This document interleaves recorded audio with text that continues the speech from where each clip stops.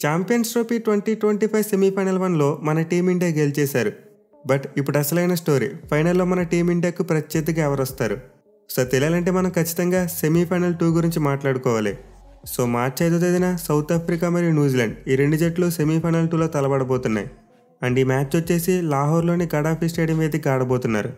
So మనమైతే ఈ వీడియోలో మ్యాచ్ గురించి కంప్లీట్లీ డిస్కస్ చేసుకుందాం. అంటే పిచ్ రిపోర్ట్ ఎలా ఉంది, ప్లేయింగ్ లెవెన్స్ ఎలా ఉంటాయి, అలాగే ఏ టీంకి గెలిచే అవకాశాలు ఎక్కువగా ఉన్నాయి, and also past records. So వీటన్నింటి గురించి కూడా క్లియర్గా మాట్లాడుకుందాం. సో ఈ ఛాంపియన్స్ ట్రోఫీ 2025లో అయితే బోత్ సౌత్ ఆఫ్రికా మరియు న్యూజిలాండ్ రెండు జట్లు కూడా బలంగానే ఉన్నాయి.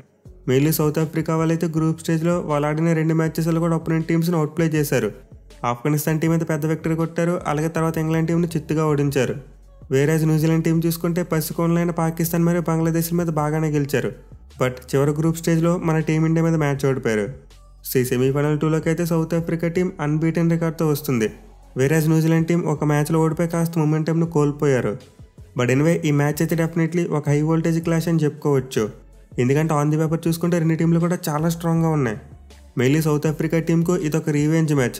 2015 వన్డే వరల్డ్ కప్ సెమీఫైనల్ మ్యాచ్లో సౌత్ ఆఫ్రికా టీంకు న్యూజిలాండ్ వాళ్ళు హార్ట్ బ్రేక్ మిగిల్చారు. దీంతో ఎలాగైనా సరే సఫారీలో ఈ మ్యాచ్లో దానికి ప్రతీకారం తీర్చుకోవాలని చూస్తారు. వేరేజ్ న్యూజిలాండ్ టీం చూసుకున్న గత కొన్నేళ్లుగా ఐసీసీ ట్రోఫీ కోసం చాలా కష్టపడుతున్నారు. వాళ్ళు WTC గెలుచుకున్నప్పటికీ వైట్ బాల్ ఫార్మాట్స్లో మాత్రం ఐసీసీ ట్రోఫీ గెలిచి చాలా కాలం అయిపోయింది. సో బోత్ సౌత్ ఆఫ్రికా మరియు న్యూజిలాండ్ రెండు జట్లు కూడా ఐసీసీ ట్రోఫీ కోసం ఆరాటపడుతున్న టీంలు. దీంతో మ్యాచ్లో రెండు జట్ల మధ్య కాంపిటీషన్ పీక్స్లో ఉండొచ్చు. ఇక ఈ మ్యాచ్ ఆడబోయే లాహోర్లోని గడాఫీ స్టేడియం యొక్క పిచ్ రిపోర్ట్ చూసుకుంటే ఆల్రెడీ చూసాం. ఈ ఛాంపియన్స్ ట్రోఫీ ఈ గ్రౌండ్లో చాలా హై స్కోర్స్ వచ్చాయి. మెయిన్లీ ఇంగ్లాండ్ మరియు ఆస్ట్రేలియా జట్ల మధ్య జరిగిన మ్యాచ్లో 700 కంటే ఎక్కువ రన్స్ చూసాం. సో డెఫినెట్లీ లాహోర్ పిచ్ అయితే ఒక బ్యాటింగ్ ఫ్రెండ్లీ వికెట్. ఇక్కడ బ్యాట్స్మెన్ ఎక్కువగా పండగ చేసుకుంటారు మెయిన్లీ చేస్ చేస్తున్నప్పుడు. సో ఈ గ్రౌండ్లో అయితే రీసెంట్గా మనం చాలా సందర్భాల్లో భారీ స్కోర్లు చూసాం. ఇన్ఫాక్ట్ ప్రీవియస్కి గ్రౌండ్లో ఆడిన 5 వన్డే మ్యాచ్లో చూసుకుంటే యావరేజ్ స్కోర్ అనేది 300 కంటే ఎక్కువ ఉంది. సో అలాంటి మ్యాచ్లు ఆడబోయే రెండు జట్ల యొక్క బ్యాటింగ్ యూనిట్స్ గట్టిగానే ఉన్నాయి. దీంతో మనమైతే సెమీఫైనల్ 2లో ఒక మంచి హై స్కోరింగ్ థ్రిల్లర్ని ఎక్స్పెక్ట్ చేయవచ్చు. ఇక గడాఫీ స్టేడియం యొక్క స్టాట్స్ చూసుకుంటే ఇప్పటివరకు మొత్తం 72 వన్డే మ్యాచెస్ జరిగాయి. అండ్ ఈ 72 వన్డే మ్యాచెస్లో ఫస్ట్ బ్యాటింగ్ చేసిన టీం 36 మ్యాచ్లో గెలిస్తే చేస్ చేసిన టీమ్స్ 33 మ్యాచ్లో గెలిచాయి. మిగిలిన 3 మ్యాచ్లో ఫలితం రాలేదు. అలాగే గ్రౌండ్లో ఫస్ట్ ఇన్నింగ్స్ యావరేజ్ స్కోర్ చూసుకుంటే 258 రన్స్గా ఉంది. సో ఈ స్టాట్స్ చూసుకుంటే ఇప్పుడు మనం చెప్పుకున్న దానికి కాస్త రివర్స్లో ఉండొచ్చు. అంటే యావరేజ్ స్కోర్ ఎక్కువ కనిపించట్లేదు, అలాగే చేస్ చేసిన టీమ్స్ కూడా కొన్ని తక్కువ మ్యాచెస్ గెలిచాయి. అయితే ఈ గ్రౌండ్లో రీసెంట్ రికార్డ్ చూసుకుంటే మాత్రం కంప్లీట్లీ ఆపోజిట్. ముందు చెప్పుకున్నట్టు గత 5 మ్యాచ్లు యావరేజ్ స్కోర్ 300 కంటే ఎక్కువ ఉంది. అండ్ ఆల్సో ఈ గ్రౌండ్లో రీసెంట్గా చూసుకుంటే ఫస్ట్ బ్యాటింగ్ చేసే టీం కంటే చేస్ చేసిన టీమ్స్కి ఎక్కువ విజయాలు ఉన్నాయి. ఎందుకంటే డ్యూ ఫ్యాక్టర్ బేవచ్చంగా వస్తుంది.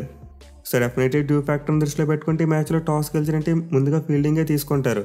పైగా ఈ మ్యాచ్కి వెదర్ ఫోర్కాస్ట్ కూడా చాలా బాగుంది. రెయిన్ పడే ఛాన్సెస్ 0%గా ఉన్నాయి. సో వెదర్ కనుక ఎంత క్లియర్గా ఉందంటే ఖచ్చితంగా డ్యూ పడుతుంది. అయితే రెయిన్ పడే ఛాన్సెస్ ఉంటే ఓవర్కాస్ట్ కండిషన్స్ ఉంటే మాత్రం డ్యూ రాకపోవచ్చు. సో ప్రీవియస్గా ఈ టోర్నమెంట్లోనే వర్షం కారణంగా ఆస్ట్రేలియా మరియు ఆఫ్ఘనిస్తాన్ మ్యాచ్ రద్దయింది. బట్ ఆ మ్యాచ్లో కూడా ఆస్ట్రేలియా టీం చేస్ చేసిన 12 ఓవర్స్లోనే 100 కంటే ఎక్కువ రన్స్ కొట్టేశారు. విచ్ మీన్స్ ఈ గ్రౌండ్ అనేది చేసింగ్కి బాగా అనుకూలిస్తుంది. దీంతో టాస్ గెలిచిన కెప్టెన్ ముందుగా ఫీల్డింగ్ తీసుకోవడమే బెటర్. ఇక రెండు జట్ల క్యాటెడ్ స్టాట్స్ విషయానికి వస్తే ఓవరాల్గా మాత్రం సౌత్ ఆఫ్రికా వాళ్ళదే డామినేషన్. ఇప్పటివరకు మొత్తం 73 వన్డే మ్యాచ్లో తలపడ్డారు. అండ్ ఈ 73 వన్డే మ్యాచ్లో సౌత్ ఆఫ్రికా వాళ్ళు 42 గెలిస్తే న్యూజిలాండ్ టీం 26 మ్యాచ్లో మాత్రమే గెలిచారు. మిగిలిన 5 మ్యాచ్లో ఫలితం రాలేదు. సో క్లియర్లీ ఓవరాల్ స్టాట్స్ అయితే సౌత్ ఆఫ్రికా టీంకి అనుకూలంగా ఉన్నాయి. బట్ రెండు జట్ల మధ్య జరిగిన చివరి 5 మ్యాచ్లో చూసుకుంటే మాత్రం న్యూజిలాండ్ వాళ్ళు ఒక మ్యాచ్ ఎక్కువ గెలిచారు. అంటే లాస్ట్ 5 వన్డే మీటింగ్స్లో న్యూజిలాండ్ వాళ్ళు 3 మ్యాచ్లు గెలిచారు. బట్ సౌత్ ఆఫ్రికా టీం 2 మ్యాచ్లే గెలిచింది. అండ్ ఆల్సో మరో మోస్ట్ ఇంపార్టెంట్ థింగ్, ఐసీసీ టోర్నమెంట్స్లో న్యూజిలాండ్ టీంకి సౌత్ ఆఫ్రికా మీద చాలా మంచి రికార్డు ఉంది. ఇప్పటివరకు రెండు జట్లు ప్రీవియస్గా ఐసీసీ టోర్నమెంట్స్లో మొత్తం 11 మ్యాచ్లో తలపడ్డాయి. 9 మ్యాచ్లు వన్డే వరల్డ్ కప్స్లో, 2 మ్యాచ్లు ఛాంపియన్స్ ట్రోఫీలో. సో వీటిలో ఛాంపియన్స్ ట్రోఫీలో అయితే ఈక్వల్ రికార్డు ఉంది. అంటే ఒక మ్యాచ్ సౌత్ ఆఫ్రికా వాళ్ళు గెలిచారు, ఒక మ్యాచ్ న్యూజిలాండ్ టీం గెలిచింది. కానీ వన్డే వరల్డ్ కప్స్లో చూసుకుంటే మాత్రం న్యూజిలాండ్ వాళ్ళదే డామినేషన్. వాళ్ళు 6 మ్యాచ్లు గెలిస్తే సౌత్ ఆఫ్రికా వాళ్ళు 3 గెలిచారు. అంటే ఓవరాల్గా ఐసీసీ వన్డే టోర్నమెంట్స్లో చూసుకుంటే న్యూజిలాండ్ వాళ్ళు 7 మ్యాచ్లు గెలిస్తే సౌత్ ఆఫ్రికా వాళ్ళు 4 మ్యాచ్లు గెలిచారు. దీంతో ఖచ్చితంగా సెమీఫైనల్ 2లో న్యూజిలాండ్ టీంకి సైకలాజికల్ అడ్వాంటేజ్ ఉంటుంది. పైగా నాకౌట్ మ్యాచెస్లో చూసుకుంటే న్యూజిలాండ్ టీంకు క్లీన్ రికార్డు ఉంది సౌత్ ఆఫ్రికా టీం మీద. ఇంతకుముందు ప్రీవియస్కి రెండు జట్లు ఐసీసీ వన్డే నాకౌట్స్లో 2 సార్లు తలపడ్డారు. 2011 one day world cup quarter final, అలాగే 2015 వన్డే వరల్డ్ కప్ సెమీఫైనల్. అంటే 2 మ్యాచ్లో కూడా న్యూజిలాండ్ వాళ్ళే గెలిచారు. సౌత్ ఆఫ్రికా టీంను చిత్తుగా ఓడించారు. సో వన్డేలో ఓవరాల్ రికార్డ్ సౌత్ ఆఫ్రికా టీంకి అడ్వాంటేజ్గా ఉన్నప్పటికీ ఐసీసీ ఈవెంట్స్లో మాత్రం న్యూజిలాండ్ వాళ్ళదే డామినేషన్.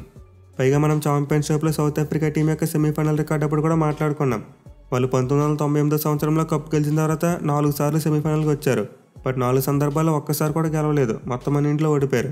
సో సౌత్ ఆఫ్రికా టీంకి గత 26 ఏళ్ళుగా ఛాంపియన్స్ ట్రోఫీ సెమీఫైనల్లో విక్టరీ లేదు. దీంతో ఖచ్చితంగా వాళ్ళ మీద చాలా ఒత్తిడి ఉంటుంది. అయితే ఈ మ్యాచ్ ఆడబోయే గ్రౌండ్లో 2 జట్ల యొక్క రికార్డ్ చూసుకుంటే మాత్రం సౌత్ ఆఫ్రికా వాళ్ళకి బాగుంది. వాళ్ళు ఇప్పటివరకు ఈ గ్రౌండ్లో మొత్తం 11 వన్డే మ్యాచ్లు ఆడారు. అండ్ ఈ 11 మ్యాచ్లు 6 గెలిస్తే 5 మాత్రం ఓడిపోయారు. వేరేజ్ న్యూజిలాండ్ టీం చూసుకుంటే ఈ గ్రౌండ్లో ఇప్పటివరకు 7 వన్డే మ్యాచ్లు ఆడారు. కానీ 7 వన్డే మ్యాచ్లో 2 గెలిచారు, 5 ఇంట్లో ఓడిపోయారు. సో ఈ గ్రౌండ్లో అయితే సౌత్ ఆఫ్రికా టీంకి మంచి మెమరీస్ ఉన్నాయి.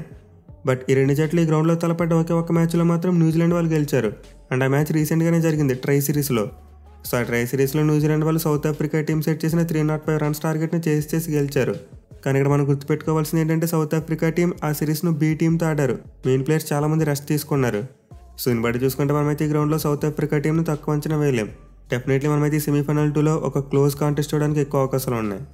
ఇక టీమ్స్ విషయానికి వస్తే రీసెంట్గా చూసాం న్యూజిలాండ్ టీం మన టీమిండియా మీద ఓడిపోయారు.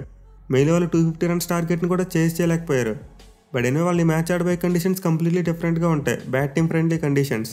దీంతో ఖచ్చితంగా న్యూజిలాండ్ టీం తమ ఛాన్సెస్ను ఫ్యాన్సీ చేసుకుంటుంది. మెయిన్లో వాళ్ళ దగ్గర ఉన్న ఆల్రౌండర్స్ ఇలాంటి పిచ్చెస్కు బాగా సూట్ అవుతారు. పవర్ హిట్టర్స్ లైక్ ఫిలిప్స్ మరియు బ్రేస్వెల్ ఈ గ్రౌండ్లో బాగా ఆడేందుకు అవకాశాలు ఉంటాయి. అలాగే రచిన్ రవీంద్ర కూడా ఈ మ్యాచ్లో మంచి ఎక్స్పెక్టర్గా మారే ఛాన్స్ ఉంటుంది. సో మన టీమిండియా మీద ఓడిపోయినప్పటికీ న్యూజిలాండ్ టీంని అయితే తక్కువ అంచనా వేయలేం. వాళ్ళ దగ్గర స్టిల్ చాలా మంచి టీం ఉంది. ఎస్పెషల్లీ కేన్ విలియమ్సన్ లాంటి ప్లేయర్ లాస్ట్ మ్యాచ్లోనే మంచి ఇన్నింగ్స్ ఆడాడు. అండ్ ఆల్సో అతనికి సౌత్ ఆఫ్రికా టీం మీద చూసుకున్న బేవచ్చమైన రికార్డు ఉంది, ఆల్మోస్ట్ 57 యావరేజ్ ఉందంట. ఈవెన్ అతను బౌలింగ్లో కూడా వన్డే ఫార్మేట్లో సౌత్ ఆఫ్రికా టీం మీద 7 వికెట్లు తీసుకున్నాడంట. సో చాలా సందర్భాల్లో కేన్ విలియమ్సన్ అయితే సౌత్ ఆఫ్రికా టీం మీద బాగా పెర్ఫామ్ చేశాడు. దీంతో ఈ మ్యాచ్లో న్యూజిలాండ్ టీంకి అతను కీ ప్లేయర్గా మారే అవకాశాలు ఎక్కువగా ఉంటాయి. అయితే ఈ మ్యాచ్లో న్యూజిలాండ్ టీం ప్లేయింగ్ 11 విషయానికి వస్తే వాళ్ళైతే మార్పులు చేయొచ్చు. లాస్ట్ మ్యాచ్లో డివాన్ కాన్వేని పక్కన పెట్టి డారెల్ మిచెల్ని తీసుకొచ్చారు. దీంతో రచిన్ రవీంద్ర ఓపెనింగ్ పొజిషన్లో ఆడాల్సి వచ్చింది. కానీ ఈ మ్యాచ్లో మాత్రం వాళ్ళు దీన్ని రివర్స్ చేయొచ్చు. ఎందుకంటే డారెల్ మిచెల్ ఇండియాతో మ్యాచ్లో సరిగ్గా ఆడలేదు. At the same time Rachin Ravindra ఓపెనర్గా ఫెయిల్ అయ్యాడు. దీంతో న్యూజిలాండ్ వాళ్ళు మళ్ళీ డివాన్ కాన్వేని తీసుకొచ్చి అతను ఓపెనర్గా ఆడించవచ్చు. అండ్ రచిన్ రవీంద్రని నెంబర్ 4కు పుష్ చేసేందుకు అవకాశాలు ఉంటాయి. ఇక బౌలింగ్లో చూసుకుంటే ఆ టీం ఎలాంటి మార్పులు చేయదనుకుంటున్నా. ఎందుకంటే లాస్ట్ మ్యాచ్లో వాళ్ళ బౌలర్స్ చాలా బాగా రాణించారు. మెయిన్లీ పేసర్స్ ముగ్గురు కూడా మంచి కలిసికట్టుగా రాణించారు. సన్లైస్ ఏదైనా ఇంజరీ కన్సర్న్ లేదా బ్యాటింగ్ డెప్త్ పెంచుకోవాలనుకుంటేనే వాళ్ళు పేస్ బౌలర్స్ విషయంలో మార్పు చేస్తారు. అదర్వైజ్ న్యూజిలాండ్ టీం తమ ప్లేయింగ్లో ఒకే మార్పు చేసేందుకు అవకాశం ఉంటుంది. ఇక సౌత్ ఆఫ్రికా టీం విషయానికి వస్తే వీళ్ళైతే చాలా మంచి ఫామ్లో ఉన్నారు. మెయిన్లీ వాళ్ళ biggest weapon batting. So New Zealand టీంతో కంపేర్ చేసుకుంటే సౌత్ ఆఫ్రికా టీం దగ్గర కాస్త పవర్ఫుల్ బ్యాటింగ్ అటాక్ ఉంది. అంటే బాల్ని బాగా ఇచ్చేయగలిగే డేంజరస్ బ్యాట్స్మెన్ ఎక్కువ ఉన్నారు. అండ్ ఆల్సో బౌలింగ్ చూసుకున్న సౌత్ ఆఫ్రికా టీంని మనం తీసి పడేయలేం, వాళ్ళ పేస్ అటాక్ కూడా చాలా బాగుంది. సో అందువైపు చూసుకుంటే సౌత్ ఆఫ్రికా టీం అయితే న్యూజిలాండ్ టీంకి ఏమాత్రం తీసిపోదు. ఇన్ఫాక్ట్ లాస్ట్ మ్యాచ్లో క్లాస్ వచ్చి 50 కూడా కొట్టాడు. అండ్ ఆల్సో ఈ మ్యాచ్లోకి వాళ్ళ రెగ్యులర్ కెప్టెన్ టెంబా బౌమా కూడా కంబ్యాక్ ఇస్తాడు. సో బ్యాటింగ్ పరంగా ఆల్రెడీ రియాన్ కల్టన్ ఒక సెంచరీ కొట్టాడు. అండ్ ఆర్బీడీ మంచి ఫామ్లో ఉన్నాడు. ఇక క్లాసెన్ మరియు మిల్లర్ గురించి ప్రత్యేకంగా చెప్పుకోవడం అవసరం లేదు. అలాగే మార్కరమ్ కూడా చాలా క్యాపబుల్ ప్లేయర్. అయితే ఈ మ్యాచ్లో ఆడతాడో లేదనేది కాస్త అనుమానంగా మారింది, ఎందుకంటే అతనికి హ్యామ్స్ట్రింగ్ ఇంజరీ అయిందంటే ప్రాక్టీస్ చేసినప్పుడు.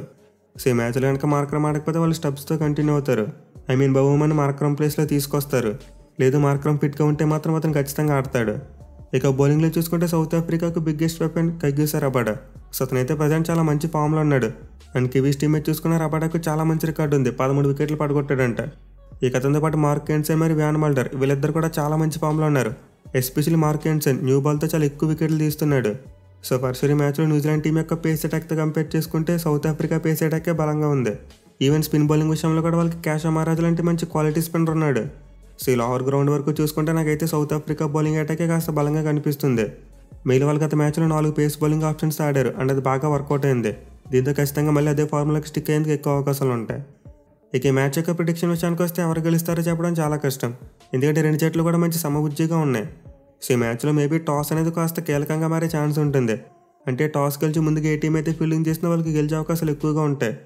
బట్ సౌత్ ఆఫ్రికా టీం అయితే ఖచ్చితంగా ప్రెజర్లో ఉంటారు, ఎందుకంటే వాళ్ళకి ఐసీసీ నాకౌట్స్లో మంచి రికార్డ్ లేదు. అండ్ దీని కనుక న్యూజిలాండ్ టీం ఎక్స్ప్లాయిట్ చేయగలిగితే ఈ మ్యాచ్లో ఓడించి ఫైనల్కి వెళ్ళేందుకు వాళ్ళకి ఎక్కువ అవకాశాలు ఉంటాయి. సో చూడాలి మరి మ్యాచ్లో ప్రెజర్ తట్టుకుని సౌత్ ఆఫ్రికా టీం గెలుస్తుందా లేకపోతే న్యూజిలాండ్ వాళ్ళ డామినేషన్ కొనసాగిస్తారనేదే.